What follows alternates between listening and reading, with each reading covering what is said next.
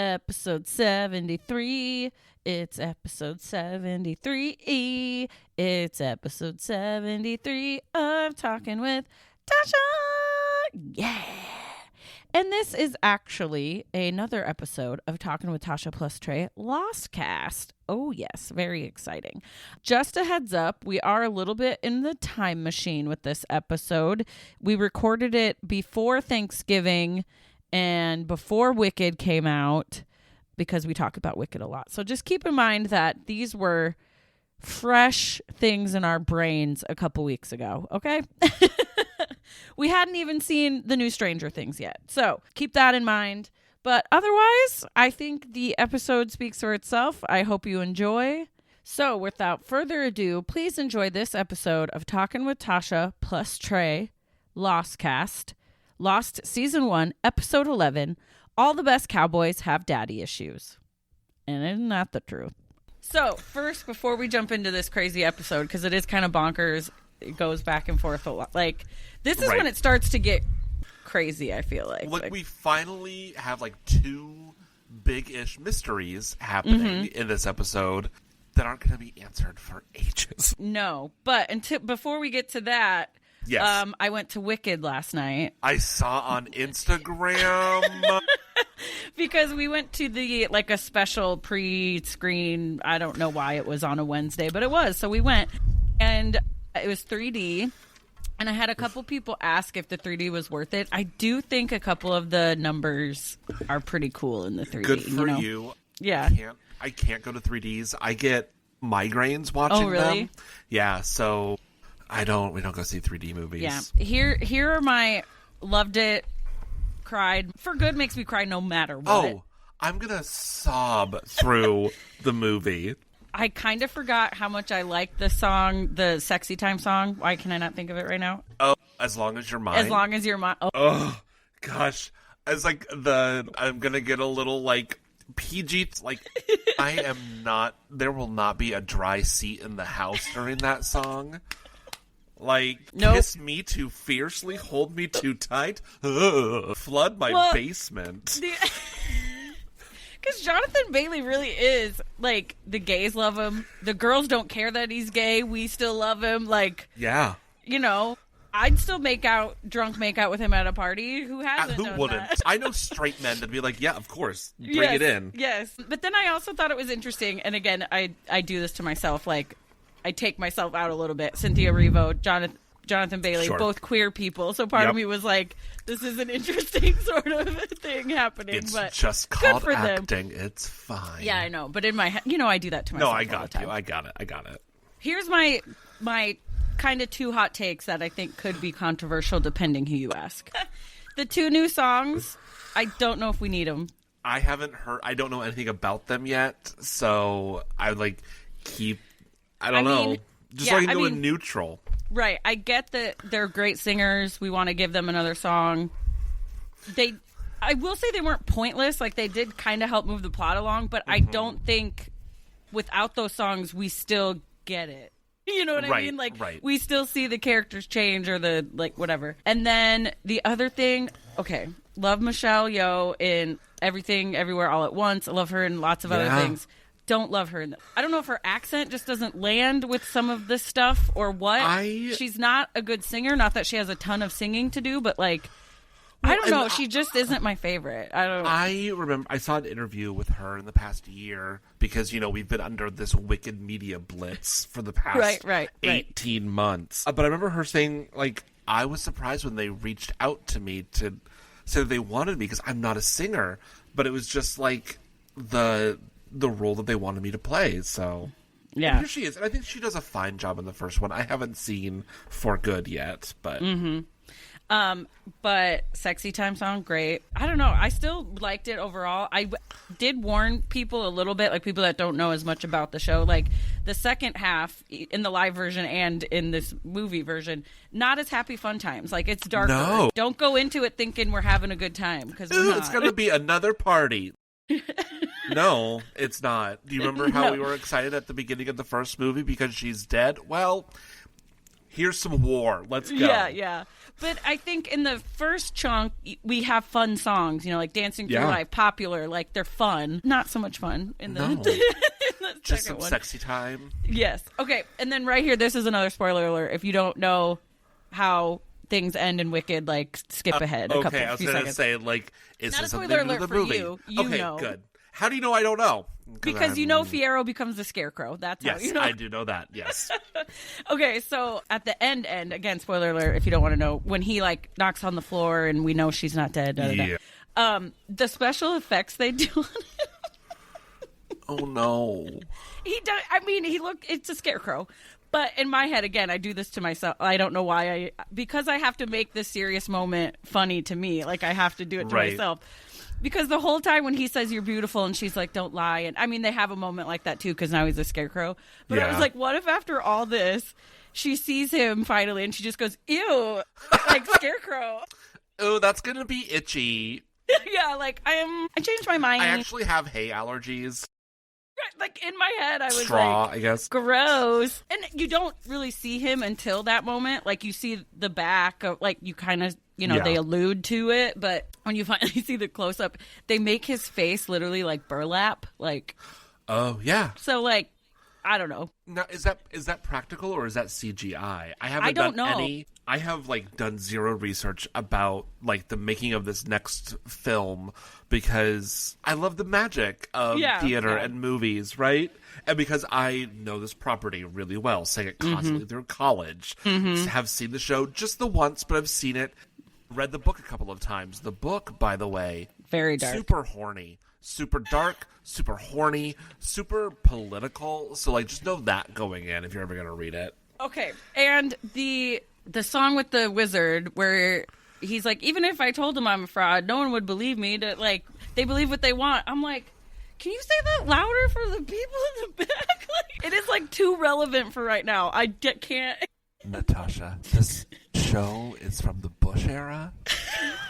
If only. Can we go back? Oh, I mean, Dick Cheney's dead, so sure. But anyway, and I love Jeff Goldblum. He has a couple funny moments. Like, I don't think Jeff Goldblum is ever acting once in his life. Like, everything he does, he's just Jeff Goldblum, but I love him still.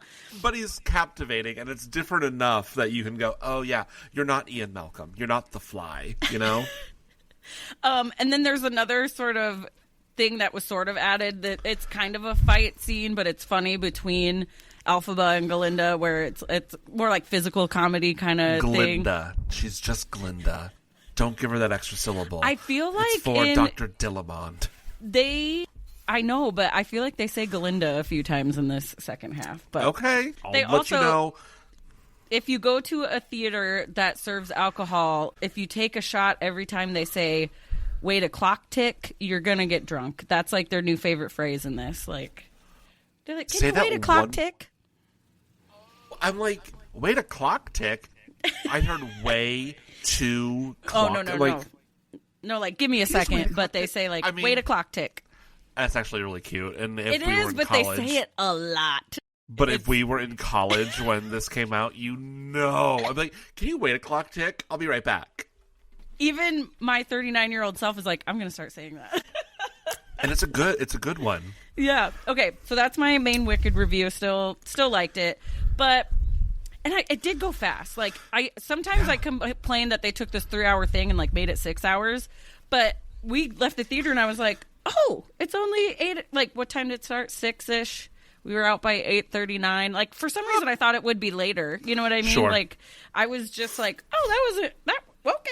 But yeah. Very excited. As of right now, we're going to see it on the Sunday after Thanksgiving. Our life's kind of like in upheaval right now, and I will talk about that off mic. So I don't know if it's going to happen, but that's when we're going to see it, hopefully. Okay. And then real quick, I just wanted to say, because Halloween wasn't that long ago, Netflix recommended to me for spooky season the show Evil. Have you watched that? It has Michael Emerson in it. Kind of ties into Lost. We haven't met him yet in Lost, but I feel like I watched like an episode or two of it, but I didn't stick with it. I weirdly got obsessed with it, even though it jumps the shark a little bit, but I watched like all 4 seasons, and it's about... jump the shark. We're watching Lost, Natasha. But I just thought it ties to Lost a little bit because Michael Emerson is in it, and he he has some moments of levity in that show, unlike Lost, I feel like, but he still plays a creepy dude. Like, he literally plays he just a looks demon like a creep. guy. Like, we love him. Poor guy. Like, he can't. Yeah.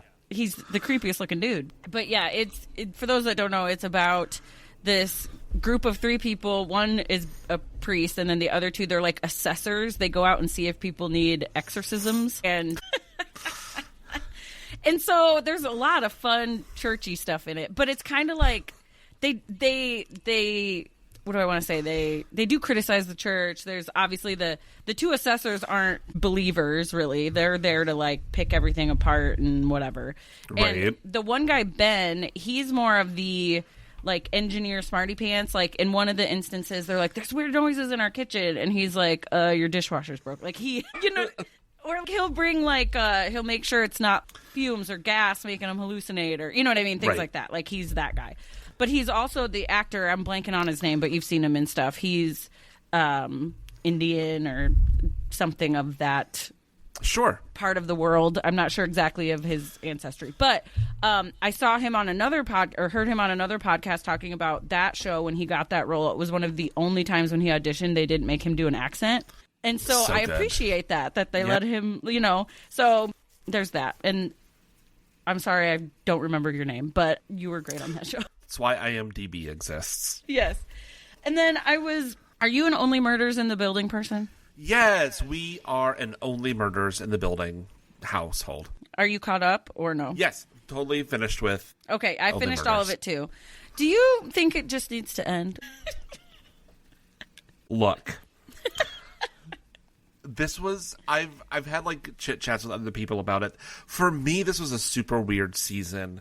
And part of it, I think the charm was gone a little bit for this season because our main baddies, like the suspects, were not members of the building. They were people trying to buy the building. So I'm just like, I don't understand I understand why we're here, like the point that we're trying to make with this season, but because, like with some of the other ones, right? Bunny, when Bunny was murdered, we're like, yeah, absolutely. Lester being murdered, yes, you're a character. And then when we had like these 3 billionaires as our main suspects, it's just like, but I don't know who you are. Tay Leone, as much as I love you, why are you here? Yeah. Renee Zellweger. Okay, and I love Renee Zellweger. The number of Oscars in that cast this year. Yeah.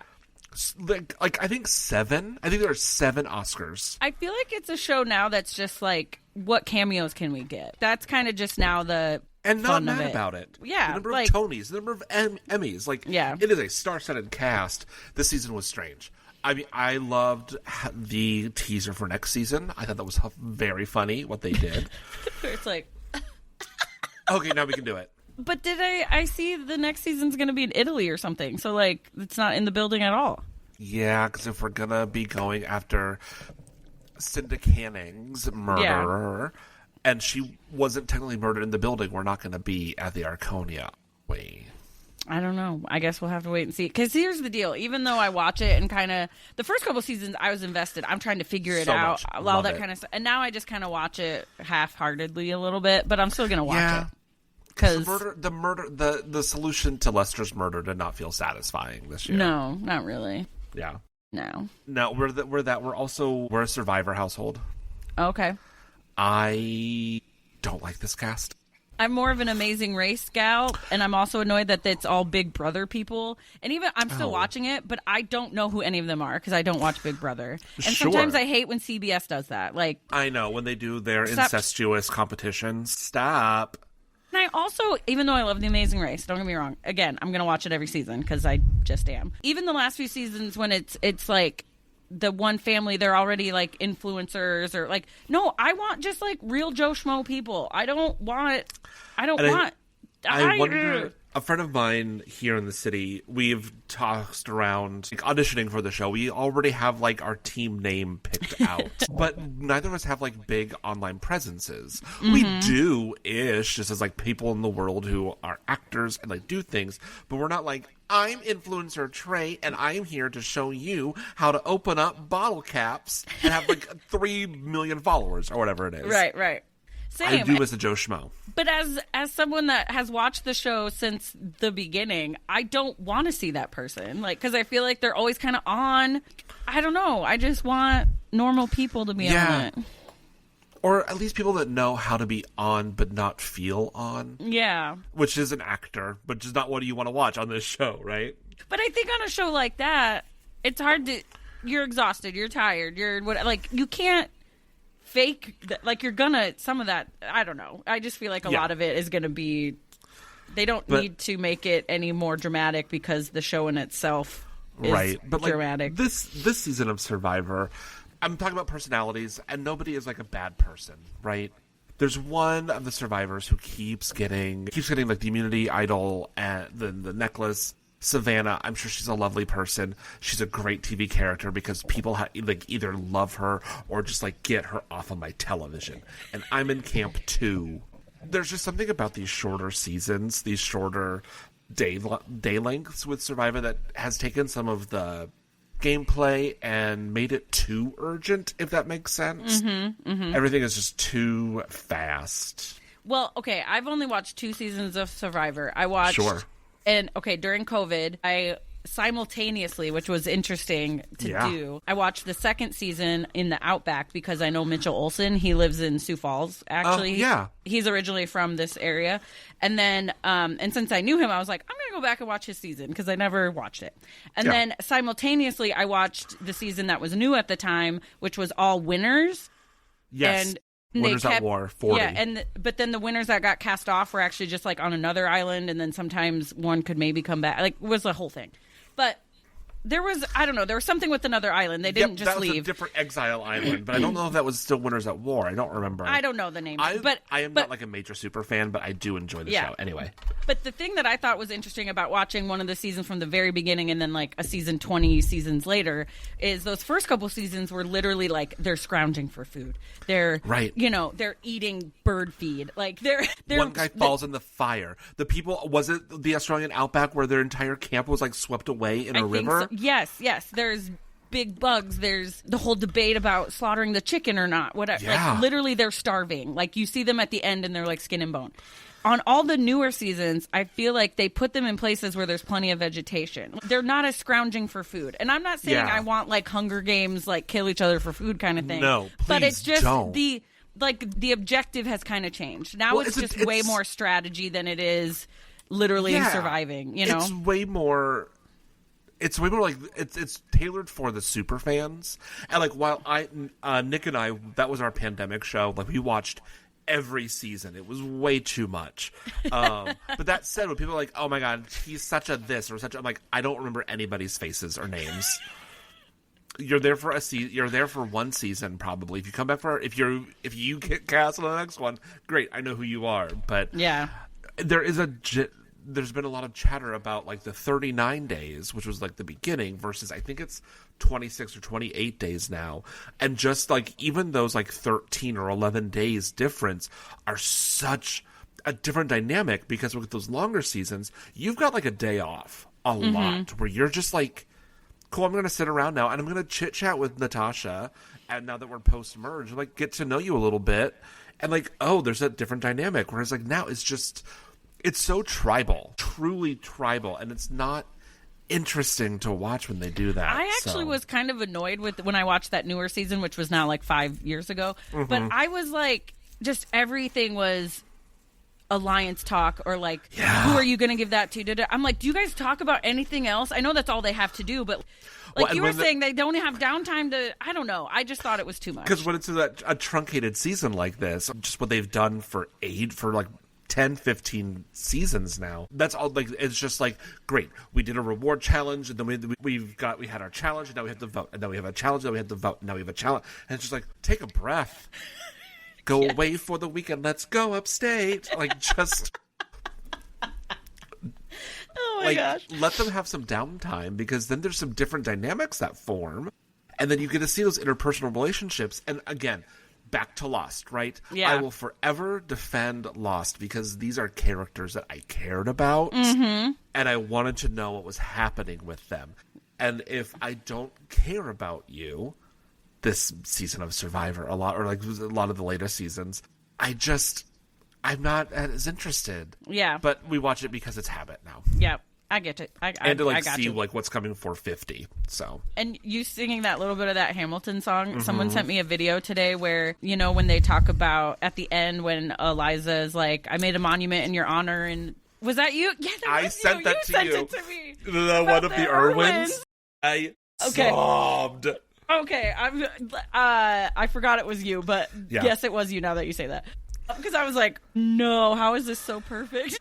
It's perfect. The orphanage. It's just my children, and I'm leading them through things. Yeah. Terry Irwin. She kept Steve's name and Zoo alive and brought Bindi and Robert up. And they seem like genuinely good people. Right? They're not like weirdos. I mean, they're weirdos because they're animal people from Australia, but like they're not like weirdos with giant egos. Yeah. And I don't know why being a zoo person equals good dancer, but that Bindi and Robert are both very talented performers. I think it's just an Australian thing.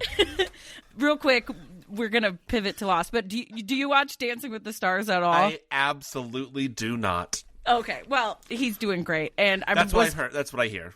And I was really bummed that Whitney from Mormon Wives got voted off, not because I care about her, but Mark Ballas is my favorite pro. And, and he was her partner, so I was like, no! Is Andy Richter still on? Nope, he got voted off 2 weeks ago or something. Okay. I enjoyed him, though. I know there's a moment they're just like, I gotta keep doing this. I love his attitude about I thought he was fun. Charming. Anyway. He's super charming. And poor Topanga. Oh wow.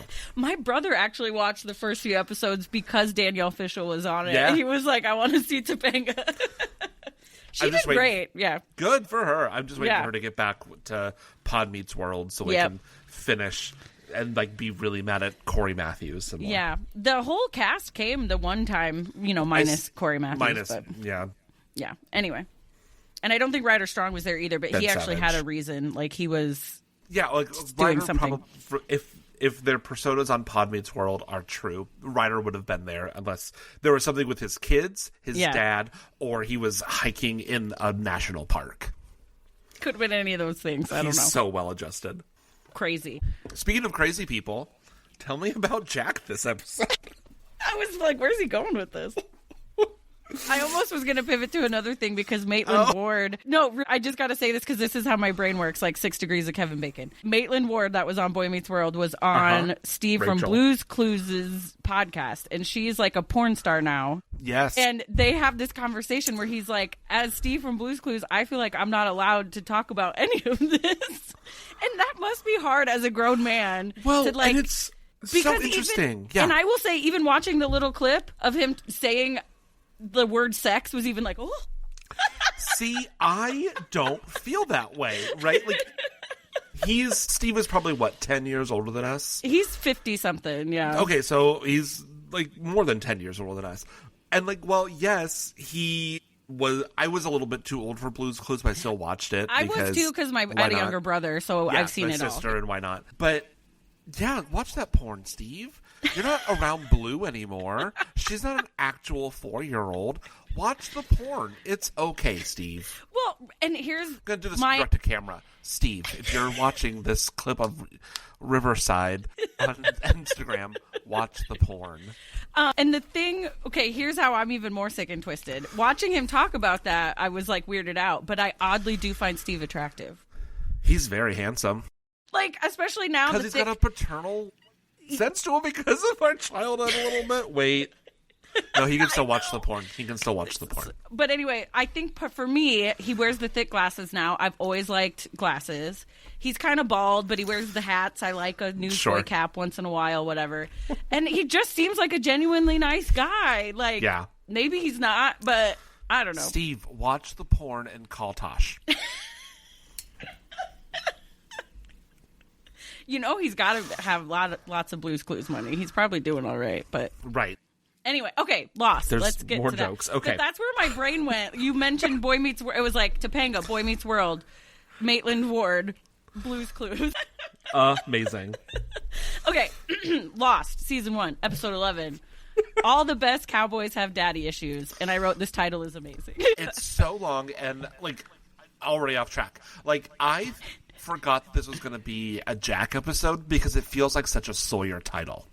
Yeah, but they both have daddy issues, which explains why they don't get, like, they're too similar in some ways. Yes. I think is why they butt heads a lot. Okay. Okay, so we open right where we left off from the last episode, which is Jack trying to help Saeed. His legs hurt because he was, captured by the French woman. And Hurley keeps going on about the manifest and how someone's not on it. And they're like, who wasn't on it? Ethan wasn't on it. And then Michael says Ethan went to go get wood down the path to the beach. And Jack has a moment where he's like, oh shit, where's Charlie? Where's Claire? Like, I think they were going that way, whatever. Uh-oh. And so Jack and Locke take off running. Frantic music, frantic camera work. We're frantic. They find Claire's duffel bag, and Locke uses his survival tracking skills. He's like, there's 3 footprints. There was a struggle. There's drag marks. They have been taken. And good thing he has a specific set of skills because my God, the Liam Neeson of it all was a little weird for this episode. I'm like, are you sure you can tell all of that from this underbrush and a duffel bag that I know you didn't just see? Right. And obviously this episode was before the movie Taken, but still. Yes. And also, did you ever see Without a Paddle? It's a really kind of dumb movie with Seth Green, and there's a part where they're like, where these guys are, they're like, and then the little one, it reminded me of that when he's like, there was a struggle, because in that movie they're like, there was a struggle, and then the little one. By little one he means Seth Green, but it's okay. Anyway, random. Sure. So okay, Jack starts yelling for Claire and Charlie, and then Locke creepily shushes him with his creepy face, and he just does the finger over his lips. Which I don't think I understand why he did that. Me either. I was like maybe they're nearby? Yeah, I don't know. And then we get the Lost, and then that was all before the sort of credits or whatever. So they keep tracking footsteps. Jack, how does one guy drag off 2 people? And Locke says, that's the wrong question. Not how, but why. I think both are valid questions. They're both great questions. Locke says they can't account for all their people. Saeed said there were others. Jack's like, nuh-uh, he said we're not alone. And they're like, semantics. Yet again, I am in the, Jack club this episode. Jack tries to be like, well, and we can't really trust Saeed. He's delirious. We don't know where he was. Could be making stuff up, just like he thinks Claire's at least there's equality there. He thinks both people are making things up as far as gender, whatever. Locke says, I'm just telling you what the ground is telling me. And Jack's like, okay, so what's the ground telling you? Which way are we going? And then Locke goes, no, we need to go back. We need to prepare. And I'm like, prepare for what exactly? Shouldn't you just follow these tracks before you've already lost time or whatever? Anyway, Jack is like, So Jack Jack is so worried. It's like Kate is missing or something. Because I feel like he would really only care this much about Kate. I don't think he was worried about either Charlie or Claire. I think he was just worried that people were going to be mad at him. That could be part of it. But some of it might be valid because Claire is pregnant. Sure. And, having a baby in the jungle, even with a doctor around, is still scary. Locke points his knife in the direction the ground is telling him to go, and then Jack just takes off running. And then we're in a flashback.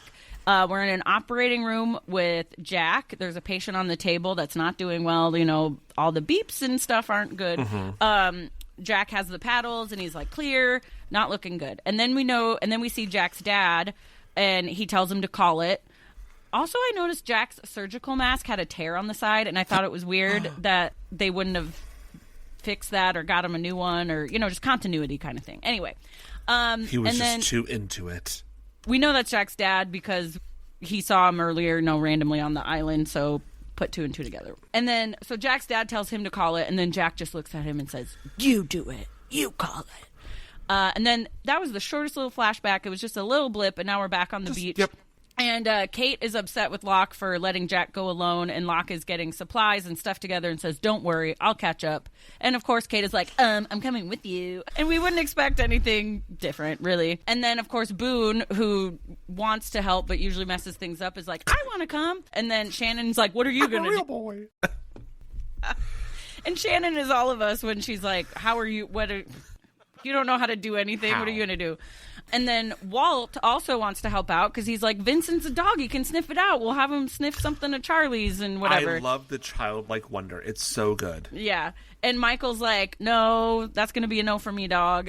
You're going to stay here. And Michael doesn't want to just sit around. And then Locke says, well, any more people will just slow us down. And Michael seems really annoyed. He goes, well, maybe I'll start my own search party. And Locke goes, great, we're going north. You go south. Look, the more I say this every episode, right? The more we watch this, the more I'm just like, Locke was so level-headed about everything. But creepy at the same time. But also kind of a little creepy. Yeah. And then you can tell Michael's like, well, shit, now I have to actually do something. Like, yes. So he's like, I guess I am starting my own search party. And then we cut to Jack, frantic and alone in the jungle. And we see him just briefly in the jungle by himself. And then we flash back again. The woman on the operating table, we find out she did pass away. Jack is left alone with his dad and the dead body. And they're still in the operating room. Everybody's left. They're just hanging out with the dead body. But we come to find out that the patient came into the ER after a car crash. The dad was called in to operate, but Jack was closer, upstairs in the hospital somewhere, so he was called in. The dad allegedly nicked the hepatic artery. Jack was trying to cover for him. A nurse came to get Jack because she noticed that Jack's dad's hands were shaking. And then Jack says, how many drinks did you have at lunch, Dad? That kind of stops him in his tracks, and they just stare at each other ominously.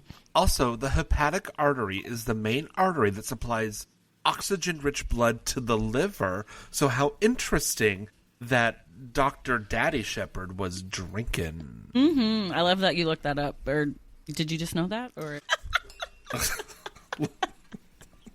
okay, so they stare at each other ominously, and then we're back on the island, and Locke is right. He did catch up with Jack because Jack was apparently going in circles because he's not a good tracker. So good.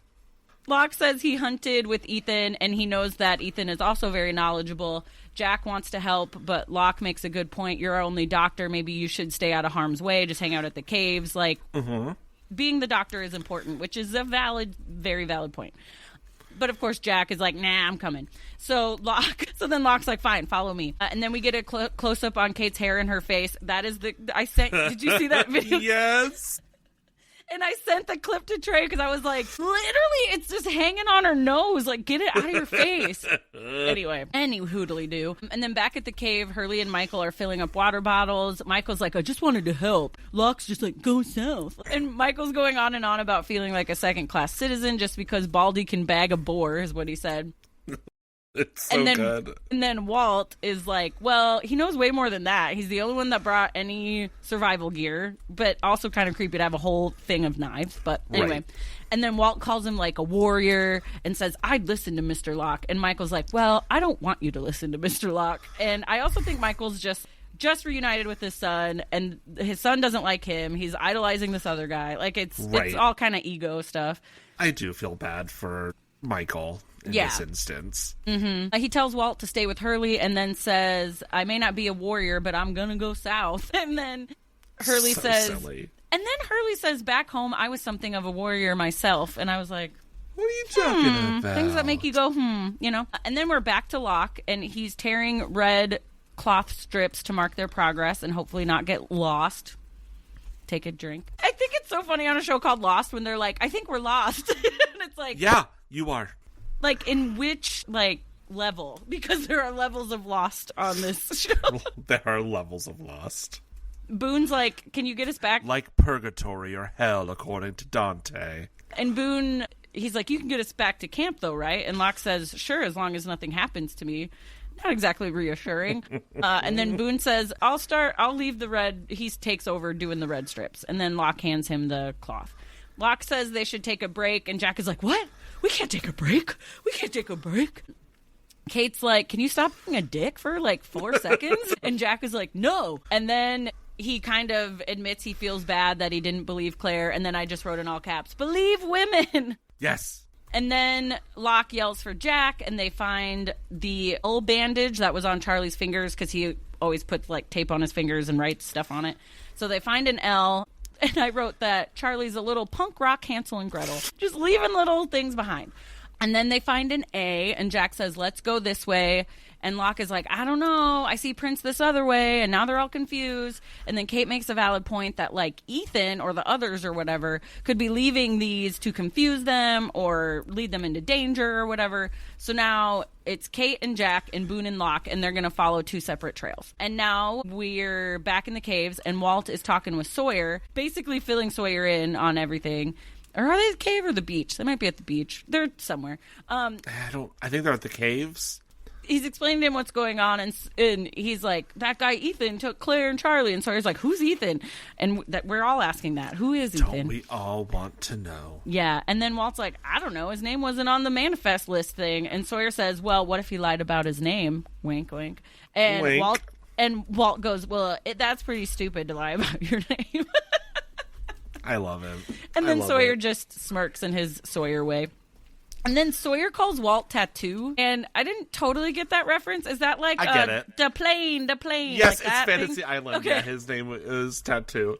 Okay, so Sawyer calls Walt Tattoo and then asks what his hypothesis is. Like, what do you think happened? And Walt says, I think Ethan was already on the island before we were here. And Sawyer says, well, you have a good imagination, kid. And then Sawyer, of course, in his Sawyer way is like, so you think a tribe was planted a ringer here to kidnap a pregnant girl and a VH1 has-been. That was my favorite the VH1 has-been. And then Sawyer's like, why should I believe a 6-year-old? And Walt's like, excuse me, I'm 10. You remember being that age and you're just like, yes. I am 9.5. Yeah. Thank you. He seems older than 10 to me, though. Or maybe I don't really know what ages look like anymore, but I could look it up to see how old he actually was. Malcolm Kelly, something like that. He was in that band, classic. That song. It was their initials. You don't know what MKTO is? No. Walt was it. It was a 2-person band. Walt was like the rapper. They had that song, Classic. Huh. I believe you, Malcolm David Kelly. Yeah. Okay.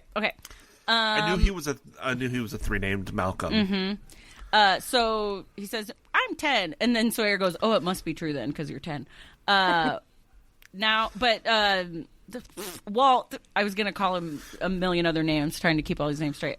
Walt says something about like, yeah, but Saeed's back. And he said, there's others or whatever. And then it gets all tense and Sawyer gets more serious. Saeed. Okay, so now we're with Boone and Locke, and they're searching, and Boone says that on Star Trek, the red shirts always got killed. And we're like, cool. Boone asks Locke what he does in the real world and guesses he's a tax... Why did we have that conversation? I think it's kind of funny, because Boone guesses that Locke is either a taxidermist or a hitman, and Locke says, I was a collection supervisor for a box company. This conversation was fine. It's the Star Trek of it all. Is it just because doesn't J.J. Abrams then direct a couple of the Star Trek movies coming up? Yeah, that's probably part of it, yeah. And I wonder if spoiler. I'm just going to say it like that. Yeah. But anyway, and Boone's like, a box company? He's like, yeah, right. He doesn't believe him. And then now we pivot to Kate and Jack arguing because Kate isn't as good as a tracker as Locke. Jack throws in her face that she must be good at tracking because she was on the run, because she's Jack a criminal. was such a dick for this entire back half. And he's like, come on, Kate, tell me one true thing, one real thing. But earlier he said, I don't care about your past. But anyway, Kate says, my dad was in the army. We moved around a lot. We like to hike and hunt deer, and her hair's in her face. And then she goes, anything you want to share? Honestly, I'll take the energy from Kate on this one. And then flashback. Jack's dad's, I think we're in Jack's dad's office. He tells him to have a seat, and he passes over a piece of paper. This piece of paper is like the report or the chart or whatever they have to hand in about the woman dying. And Jack is like, well, you fixed everything but the patient, because apparently it left out the part where you nicked the artery.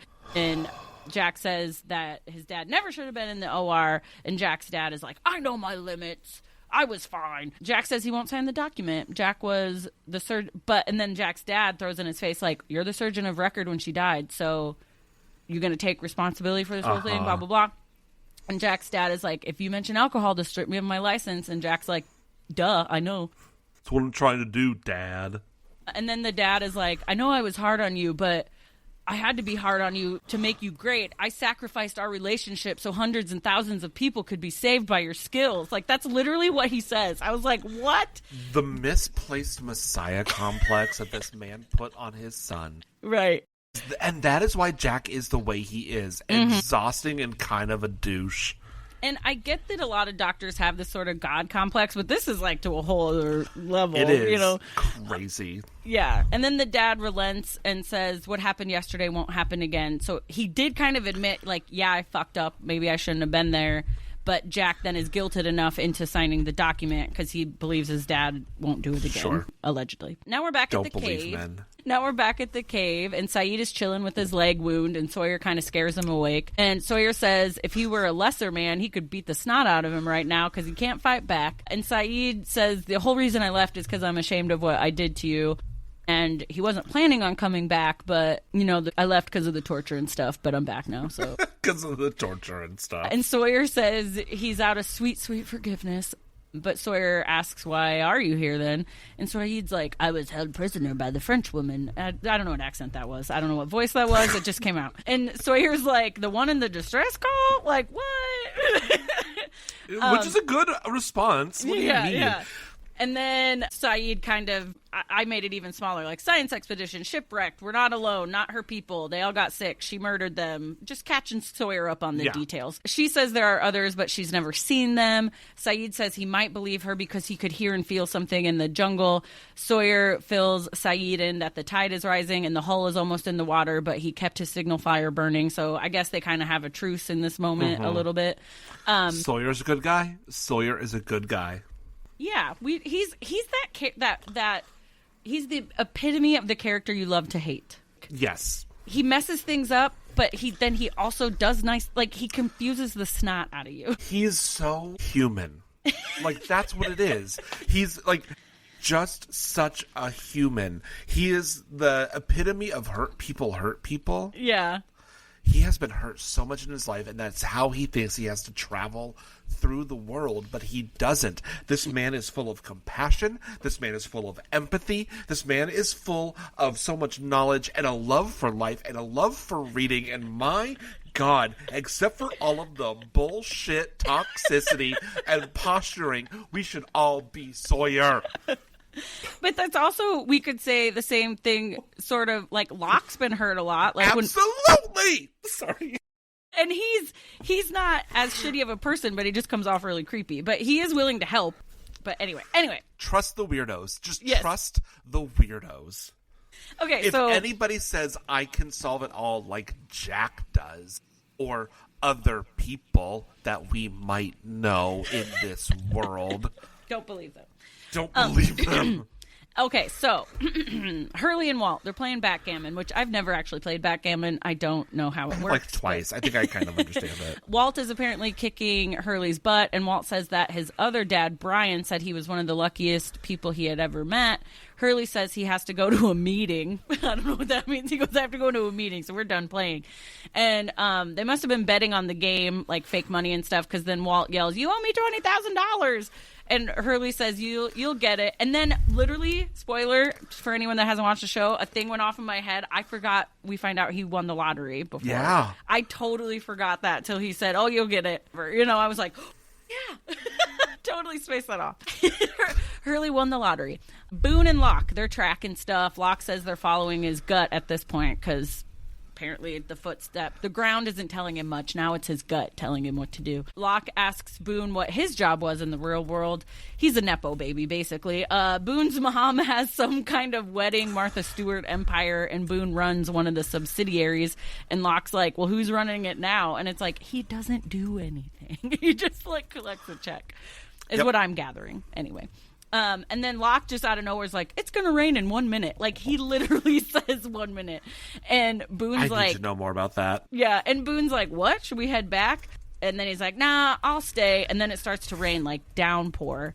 And then Locke's just a weirdo in the rain, like, oh. But, you know, apparently they teach you how to predict weather at the box company, is what I wrote down. And then we cut to Kat and Jake. Kat and Jake? Who are they? Kate and Jack.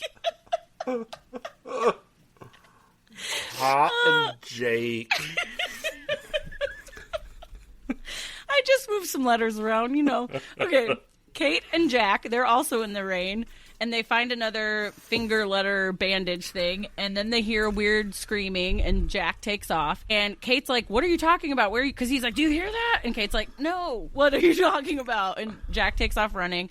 And then Jack and Kate are climbing up some vines on a hill or something. And then Jack slips in the rain, and he rolls down the hill, and he hits his head kind of.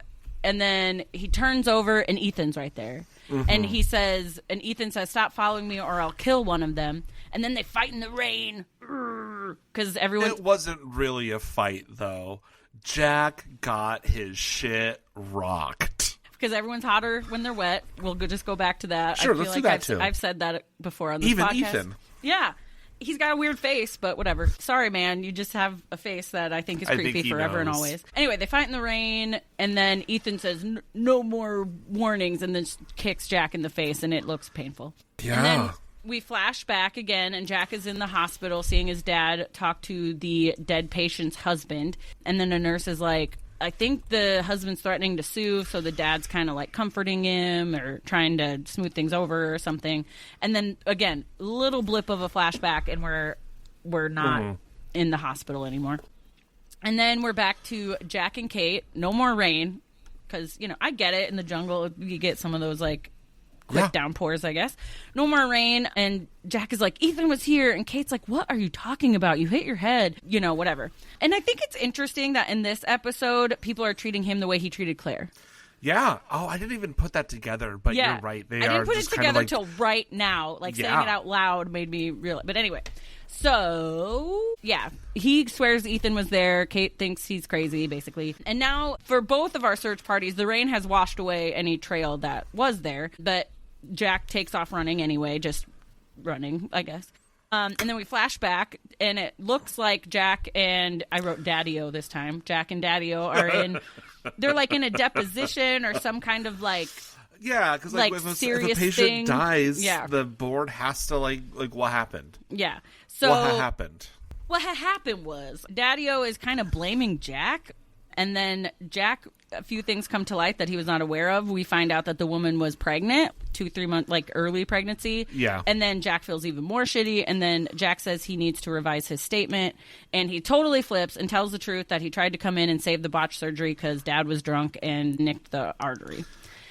And his dad's like, just giving him a face, you know. But Jack, you can tell it's like pains him to do this. Like he's crying a little bit, and yeah.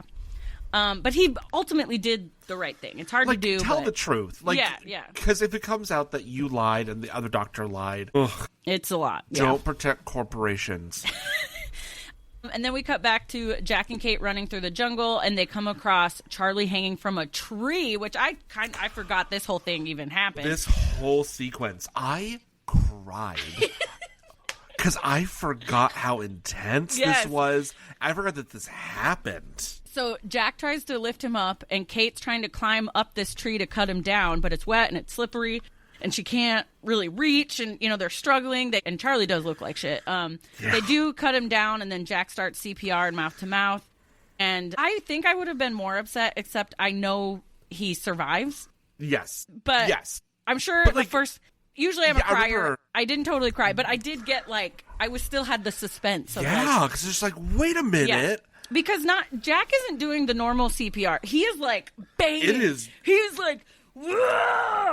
Just beating the shit out of him. But like I was watching, like it was a TikTok a month or so ago of somebody just like do CPR, and CPR is violent. Yes, you have to do it. Yes, you're trying to like push this person's ribs get broken a lot. In 2 inches into the body because you're trying to like restart the heart, and it's just like if you break some bones, okay, but they're still alive. Yeah, and I have heard of like when he really starts just like wailing on him with that one hand. Like I have heard that worked, like it's worked, you know. So anyway, so he stops for a second because Kate's like, he's gone, blah, blah, blah. And then Jack's like, no, and he goes at it some more, and then all of a sudden it's. Charlie's like, huge gasp. And it scared me a little. Even I was like, oh. And I even put it in parentheses. I mean, I knew he didn't die yet, but even I was relieved. Like, I was like, oh. So relieved. They drag it out. Like, it is a long time. The scene was forever. ever. Yeah. I'm not mad about it, but no. Farts. And that's why the show was so good in the beginning. Okay. And then back in the caves, Jack and Charlie. So we're back in the caves. We got Charlie alive, whatever. Jack and Charlie and Kate are hanging around. Michael shows up and is like, whoa, Charlie. And Charlie hasn't said anything. Still no sign of Claire, though. Charlie's definitely in shock. He's just like looking forward, hasn't said anything. And Jack tries to ask Charlie a few questions, and he's not giving him much. And then Jack says, we need your help to try to find Claire. And then Charlie finally says he doesn't remember anything. But he says it all kind of weird and almost like mean or something. I don't know. And then he says all they wanted was Claire. And it's like, they? What? Huh? Why? And then Shannon's worried about Boone because, Jack and Kate they all left together. And now only Jack and Kate are back. Shannon's worried about Boone. And Kate says Boone is safe with Locke. And Locke does have the most survival skills of all of them, but Locke is also creepy AF, and people are like, I still think he's weird. But anyway, so we cut to Boone and Locke, and Boone again says, are we lost? And I said, I feel like that's a loaded question here. Yeah, you're lost. Absolutely. And then Boone doesn't understand how they are still following a trail after the rain and in the dark. And Locke says, can't you feel it? And Boone's like... No, poor Locke. Locke was just deluded in this one. Because he was failing at something. Yeah. And so he just kept going until he found whatever he wanted to find. There's a little part of me that when Locke had that moment of whatever, when he says he saw the thing, maybe he's in tune a little more with the island or something. Yeah, I don't know. I think, Anyway, Boone says, I think I'm going to follow the strips back. He's like, I'm kind of over this. Locke says, suit yourself, and throws him a flashlight. But in true Boone fashion, he drops the flashlight, and we hear a metal bang, and I get excited. I forgot how we find the hatch. Soon we found it. And so they kind of start digging around, and there's a metal door in the ground. And Boone, valid question. He's like, is it part of the plane? Did it get caught in a mudslide or something? But there's all kinds of stuff grown over it. So hollow too. Yes. And I just wrote, nope. And then that's lost, baby. It ends on that. And I was like, eek! So these were my questions this episode. Okay. And then you will go through yours. Sure. Where is Claire? Obvious. Where's that? What is the metal thing in the ground? I actually know what it is, but... Yep. Why is Hurley a warrior back home? Yep. And then I wrote, where are Sun and Jin? They were not in this episode at all. At all. Not even in the background, nothing. Who is Ethan? Who is helping Ethan? And why did they only want Claire? I mean, I kind of know that too, but in this episode, we don't know that yet. Did you have anything further? Yeah. Hold on. Okay. Some of mine are kind of shitty. Why is Jack such a dick? Why does Ethan want Claire and her baby? How does Locke know it's going to rain? Why does Charlie not remember anything? He felt like he was a little hypnotized or something there. Yeah, he did seem really something. Yeah. Who are Kat and Jake? You don't know Kat and Jake? Where was Kate while Jack was getting his shit rocked? I know that he slid down, but it didn't take that long to climb up those vines or come down from those vines. So girlfriend could have come down and hit Ethan across the head with something. Or how, even if she was trying to come down slower and not hurt herself, you'd think she would have seen Ethan. Yeah. These people. That's valid. I mean, part of me is it's just a show, so that's why. But oh, absolutely, yes. Do I know that it's truly just for the television of it all? Yeah, I do. Yeah, honestly, after we watched it this weekend. I watched it again tonight before this, and just listening to you recap it, I'm like, except for the final moment of Boone and Locke finding the medal, this is kind of a nothing episode. I mean, a little bit, but we get nothing from Saeed and Jack. Saeed and Sawyer. Kate's hair is in her face, obfuscating everything. We learn nothing else from Locke except for the metal door and that he gets a little, one-minded. Shannon, they're just... I don't know. I feel like... I'll play devil's advocate a little bit. Sure. I feel like Sawyer and Saeed, we got a little bit of a truce moment. So there was that. Fine. We What else? I feel like they had to search for Claire and Charlie. What were they supposed to do? Like, you just wanted them to actually find more? No, I don't know. Like, I also think that I'm coming at this from, like, 2025 brain when, like, shows are not 24 episodes in a season. And it's just, like, 8 episodes and everything is too fast. Like, do we need 24 episodes again? Probably not. Would I love 15? Absolutely. Yeah. Like, this is one of those episodes where you could have... I don't know. It's one of those episodes where just, like, Trey learns how to play soccer on the OC or whatever it was. Yeah, it's true. Oh, sometimes Jack runs to the jungle and gets his shit rocked. Yeah. It was just a lot of like running through the jungle and Jack. Well, we got backstory though too. We learn a little bit more about Jack's complexes. You know, just that he hates his dad. We knew that. But now we know a little bit more of why. That he's just like his father. Sure, I guess. Oh, but also, gosh. and not for nothing, like, we spoke for 23 minutes before this, and we are half a minute away from an hour. So, like, this is kind of like an episode of just like, hey, here's a piece of metal in the ground. But see we gotta you in get season 2. Yeah. And the weird thing, even I was surprised how quickly I did that recap, because watching the episode took me forever taking notes. I had to pause so much to be like, because the episode took forever. But it felt like a lot happened. But recapping it, maybe you're right. It did not a lot. Yeah, like it was a lot. It was a lot of busy work in this one, right? Yeah, kind of. I guess I'll give you that. Also, we're talking about television again from the early aughts, and so we have a lot of like episodes where Jack runs to the jungle, where Trey plays soccer. You know. Speaking of, they did it just because it's a TV show. I did give Only Murders credit. There was one line in like the last episode where they were like, why didn't so-and-so just say that? We would have figured it out sooner. And they're like, because then there wouldn't be another season. Like, they literally said that. Yeah. And I know they meant the podcast, but like, we know they meant the show. Yeah. Oh, and another thing, like I just been so mad. I'm now, like, the more I think about Only Murders, the more annoyed I am with this past season. A lot of the acting was very good. And so, like, thank you so much. Steve Martin Short as endlessly charming. Selena Gomez is lovely. Davine Joy Randolph is fantastic. Oh, yes, love her. Bring her back for everything. But yeah, just this season was a little strange. What's like this episode? The lady that played Lester's wife. Diane Weist? Love her. Love her. Sorry, let's go back to Oscar. Only Murders in the Building. We talked about Lost. We found a metal door. That's the big thing. Oscar winners: Meryl Streep, Davine Joy Randolph, Christoph Waltz, Renee Zellweger, Diane Weist. I don't think that Martin Short or Steve Martin have they probably won Golden Globes or Emmys or something else, though. I mean, Selena Gomez was nominated for an Oscar. True. Steve Martin, didn't he win a Grammy for his banjo? He's got a Grammy. Martin Short has a Tony. Oh, my boyfriend, what's his name? We haven't even talked about him. The murdered man, what is his name? Bobby Cannavale. Yes, Bobby Cannavale. Tony Award. Like, it is a star-studded cast, and it did kind of feel like, how many Oscar winners can we get in this scene? And, like, they got 5 around that table. It is cool. I mean, like we said, we're gonna, a lot of fun. Like, we're pooing on it, but we're still gonna watch it. Oh, yeah, absolutely. I think that any other?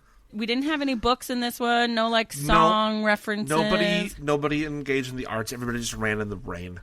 Did you on our nickname list? Did you put tattoo in there? I will absolutely put tattoo in there. I gotta like go back through some of those.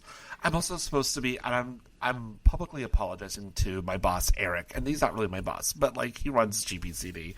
I was supposed to be doing like a Lost recap blogs, but I have to go back and like rewatch them because he wants to do like one blog for 5 episodes because otherwise I'm doing 1,000 blogs. Yes. And then I'll update that list. Okay. Walt. Sorry I have so many dings. I need to next time remember to hit like do not disturb on this thing. I put mine. I have so many like privacy settings on my phone. This one is declurb.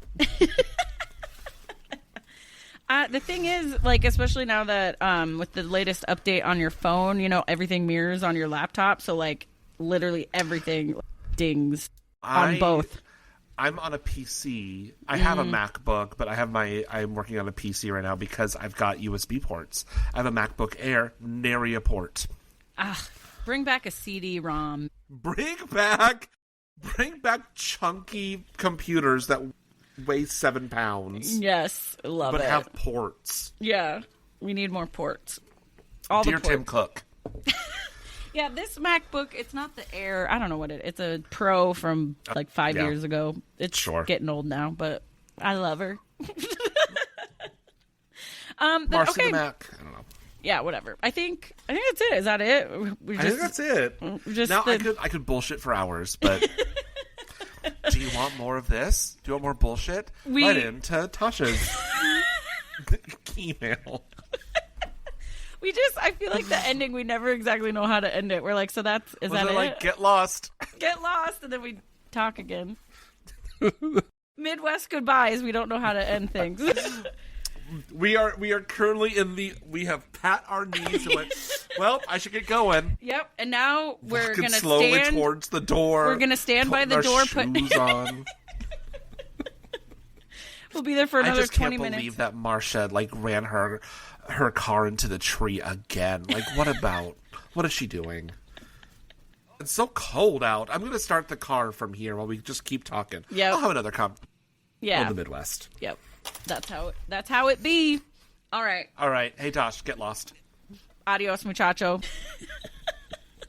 Thank you so much for listening to this episode of Talkin with Tasha plus Trey LOSTCAST. I hope you enjoyed this episode. I hope you're having a great December. I hope you had a great Thanksgiving. I hope you have a great Christmas, Hanukkah, Kwanzaa, Happy New Year, all the things. All right. As NSYNC would say, Merry Christmas, Happy Holidays. Like I said, thank you so much for listening to this episode. If you liked what you heard, please do leave a comment, rate, review, subscribe, share, help a sister out. You can follow me on all the social medias. It's all linked at talkinwithtasha.com. You can listen to Talkin with Tasha at talkinwithtasha.com on Spotify, Apple, Amazon, and Pandora. If you'd like to send me an email, talkinwithtashapod@gmail.com. Also at talkinwithtasha.com, you can buy a cameo from me. I will do voice work over Fiverr, all the things. It's all linked there. Go check it out. I think there's only one thing left to do. Be safe, make good choices, wash your hands, just try to be a good person, stay hydrated, and peace out, Brussels sprout. Bye.